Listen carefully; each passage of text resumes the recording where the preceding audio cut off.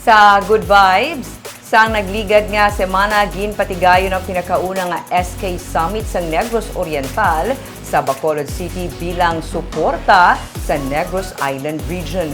Mga ginakabig nga pride sa Negros Oriental sa entertainment industry ang naging guest speakers.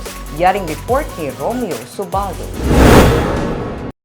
Humalin sa ginpirmahan ni Presidente Ferdinand Marcos Jr. ang Negros Island Region, ang SK Federation Summit sa Negros Oriental, ang pinakauna nga opisyal nga aktibidad sa local officials nga ginpatigayon sa Negros Occidental.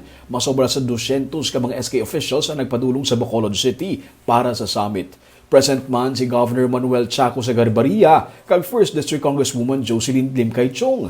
Sunod sa SK Federation President nga si John Michael Alvarez, inyang ilang kapamaagi sa pagpakita sang suporta sa NIR. We chose Bacolod as our venue in support of the recently concluded NIR review. And we're here showing our support as well as meeting the SK Occidental.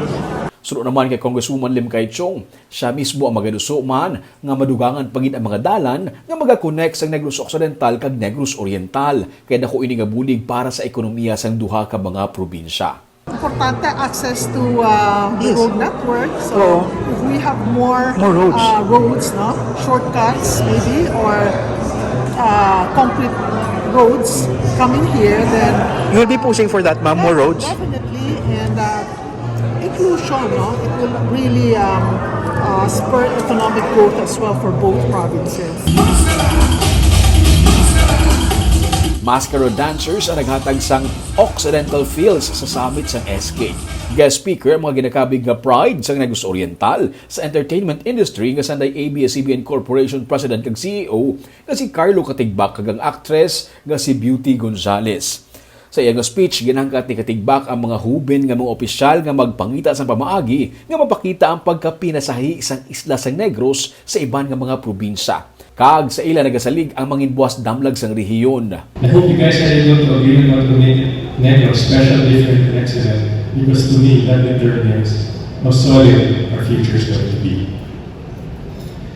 And finally, as for your values, I think it's really different for everyone, but whatever yours are, I really hope they are sincere, genuine, and come from the heart.